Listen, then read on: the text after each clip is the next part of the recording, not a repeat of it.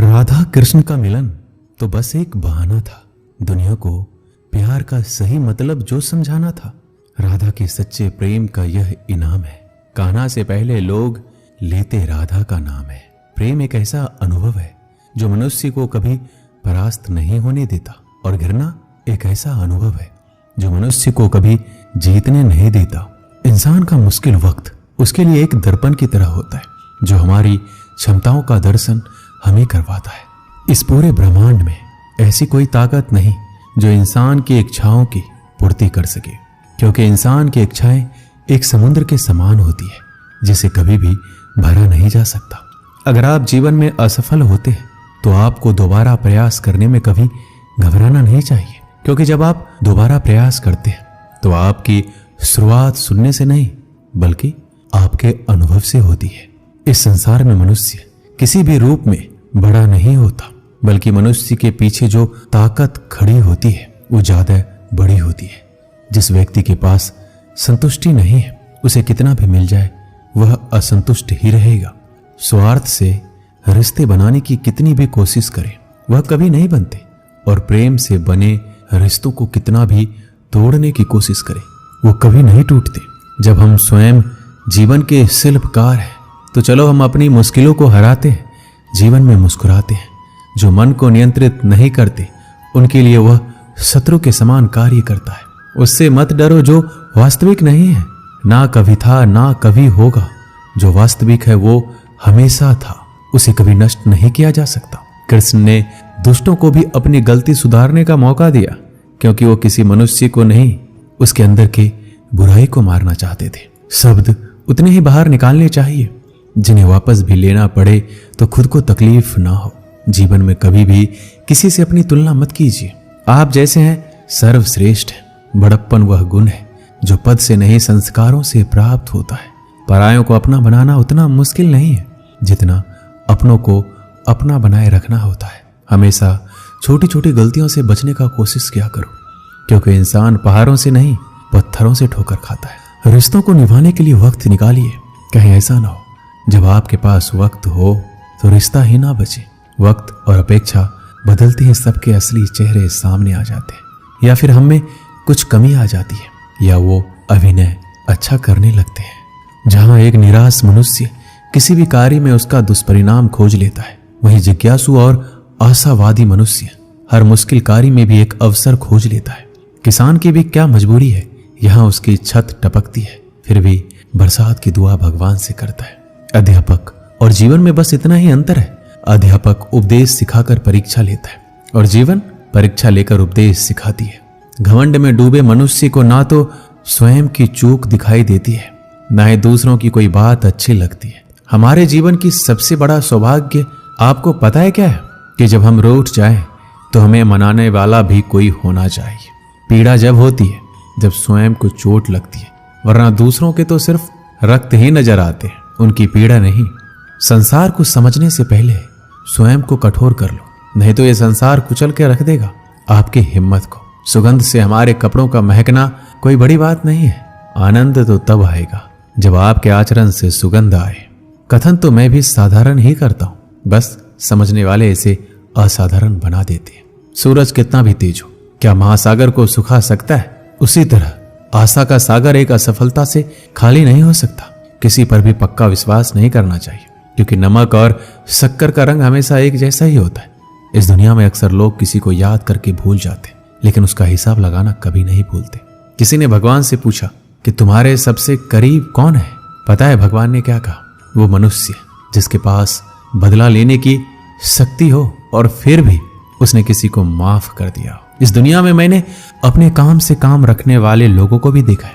मैंने लोगों को बदलते नहीं बेनकाब होते भी देखा है। मुझे इस आकाश में ऊंचा उड़ना सीखना है, चाहे कितनी बार जमीन पर गिरना पड़े। अगर मेरे सपनों को पूरा करना है तो चाहे स्वयं से क्यों न लड़ना पड़े। दुनिया का सबसे कड़वा सच पता क्या है? खुशियां लाते लाते माँ बाप के चेहरे पे झुर्रियां उभर आती है। ना जाने भगवान मेरी ये कैसी परीक्षा लेता है। कठिनाइयां भी सख्त है और मुझे कभी असफल भी नहीं होने देता। हमारी जिंदगी का सबसे बड़ा इस्तेमाल इसे ऐसे किसी कार्य में लगाने में है जो इस जीवन के बाद भी दूसरों के लिए काम आता रहे। इस संसार में सभी लोगों का मृत्यु अटल है, पर वास्तव में सभी लोग अपना जीवन जीते ही नहीं। मनुष्य कहता है जीवन मिला है अपने तरीके से जीने के लिए, लेकिन वही मनुष्य सुबह होते ही किसी और के रास्ते से जीने चले जाता है। कठिनाइयों ने जो सबक मुझे सिखाया है, वो सबक एक एक शब्द मुझे हमेशा याद रहते हैं। अगर आप कामयाब नहीं हो रहे तो आपको जरूरत है अपने स्वभाव को बदलने की। हमारे जीवन में बुरे मनुष्य हमेशा अच्छा सबक सिखा कर जाते हैं।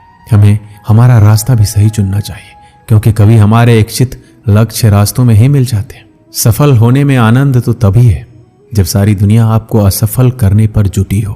क्या आप जानते हैं, इस संसार में सच्चे मनुष्य को हमेशा झूठे मनुष्य से अक्सर ज्यादा सफाई देनी पड़ती है। जिंदगी में वक्त हर बुरे वक्त को जरूर बदल देता है, बस अच्छा वक्त आने के लिए थोड़ा समय चाहिए। गर्व ना करना कभी अपनी जिंदगी में। किस्मत हमेशा बदलती रहती है, आईना वही रहता है, बस उसमें आकृति बदलती रहती है। इस जिंदगी में हमेशा एक बात याद रखना, मित्रता और आशीर्वाद में बस अपना मन साफ रखना। मुझे मित्रता करनी है इस समय के साथ। मैंने देखा है ये अच्छे अच्छों को पूरा बदल देती है। हर कोई चिंतित है मेरे ज्यादा बोलने से, और मैं चिंतित हूं अपने अंदर के निशब्दता से। जब तक जीना ना सिखा देती है ये जिंदगी, आपको मरने भी नहीं देगी। मेरी जिंदगी एक चक्रव्यूह है और मैं उसका अर्जुन। मेरा पूरा जीवन एक बड़ी कहानी है और उसमें ऐसे हजारों पन्ने हैं जो मैंने अभी तक नहीं पढ़े हैं। कुछ करने की शुरुआत जीवन में ख्वाब देखने से ही शुरू होती है और वो ख्वाब पूरा करने पर खत्म। हमारे जीवन में खुद को पराजित करना किसी और को पराजित करने से ज्यादा अच्छा है। मेरे जीवन को सुलझाते सुलझाते मैं खुद ही उसमें उलझ गया। अपनी मुसीबतों का कारण किसी दूसरों को मानने से आपकी मुसीबतें कभी कम नहीं हो सकती। अगर आप खुद को जिंदा मनुष्य समझते हो तो हमेशा गलत का प्रतिकार करना सीखो, क्योंकि सागर के लहरों के साथ लाशें बहा करती है, कुशल तैराक नहीं। जीवन में सदा काम करते रहने की आदत ही आपको सफल इंसान बना सकती है। जीवन के कुछ अच्छे पल आप अपने और अपनों के साथ गुजार लीजिए। क्या पता आपको फिर ये पल मिले या ना मिले। सफलता पाने के लिए एक रात काफी नहीं, इसे पाने के लिए बहुत रातों को जागना पड़ता है। जीवन में होने वाली गलतियों का उद्देश्य आपको बिगाड़ना नहीं, सुधारना होता है। ये जीवन के मायने हमें असली संसार के अनुभव सिखलाती है। जब आपके जीवन के चारों ओर हताश और निराशा हो, जब दुखों ने आपको हर जगह से घेर रखा हो, तब आप सच्चे मन से कृष्ण जी के नाम का दीपक जलाना और अपना सब हाल श्री कृष्ण को सुना देना। श्री कृष्ण स्वयं आपके सारे दुख हरने आएंगे। मनुष्य अपने सच्चे हृदय से जो दान दे सकता है वह अपने हाथों से नहीं दे सकता, और मौन रहकर हम जो कह सकते हैं वह हम अपने शब्दों से नहीं कह सकते। श्री कृष्ण कभी भी हमारा हाल नहीं पूछते। श्री कृष्ण अपने सच्चे भक्तों पर हर घड़ी नजर रखते हैं। प्राचीन समय की बात है, एक राज्य में एक राजा राज करता था। उसका राज्य खुशहाल था, धन धान्य की कोई कमी नहीं थी। राजा और प्रजा खुशी खुशी अपना जीवन यापन कर रहे थे। एक वर्ष उस राज्य में भयंकर अकाल पड़ा। पानी की कमी से फसलें सूख गई। ऐसी स्थिति में किसान राजा को लगान नहीं दे पाया। लगान प्राप्त न होने के कारण राजस्व में कमी आ गई और राजकोष खाली होने लगा। यह देखकर राजा चिंता में पड़ गया। हर समय वह सोचता रहता कि राज्य का खर्च कैसे चलेगा। अकाल का समय निकल गया, स्थिति समान हो गई, किंतु राजा के मन में चिंता घर कर गई। हर समय उसके दिमाग में यही रहता कि राज्य में पुनः अकाल पड़ गया तो क्या होगा। इसके अतिरिक्त भी अन्य चिंताएं उसे घेरने लगी। पर उसी राज्य का भय, मंत्रियों का षड्यंत्र जैसी कई चिंताओं ने उसकी भूख प्यास और रातों की नींद छीन ली थी। वह अपने इस हालत से परेशान था, किंतु जब भी वह राजमहल के माली को देखता तो आश्चर्य में पड़ जाता। दिन भर मेहनत करने के बाद वह रूखी सूखी रोटी ही खाता और पेड़ के नीचे मजे से सोता। कई बार राजा को उससे जलन होने लगती। एक दिन उसके दरबार में एक सिद्ध साधु पधारे। राजा ने अपनी समस्या साधु को बताई और उसे दूर करने का सुझाव मांगा। साधु राजा की समस्या अच्छी तरह से समझ गए थे। वो बोले, राजन, तुम्हारी चिंता की जड़ राजपाट है। अपना राजपाट पुत्र को देकर चिंता मुक्त हो जाओ।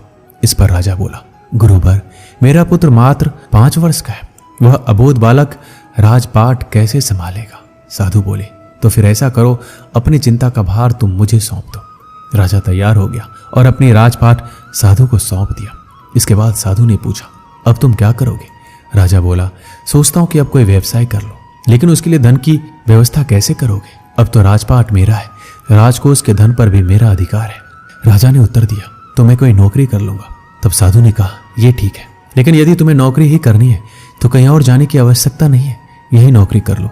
मैं तो साधु हूं, मैं अपनी कुटिया में रहूंगा, राजमहल में ही रहकर मेरी ओर से तुम ये राजपाट संभालना।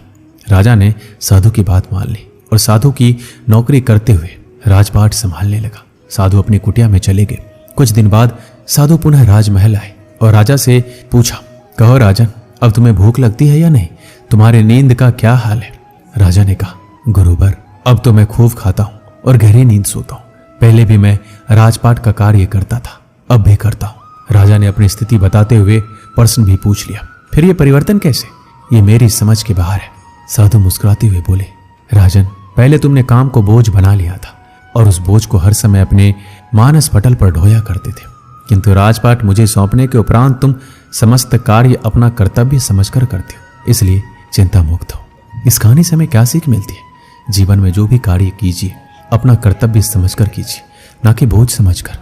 यही चिंता से दूर रहने का मात्र एक तरीका है। दोस्तों, इस वीडियो में बस इतना ही। मिलते हैं अगले वीडियो में। अपना ख्याल रखिएगा। जय श्री कृष्ण।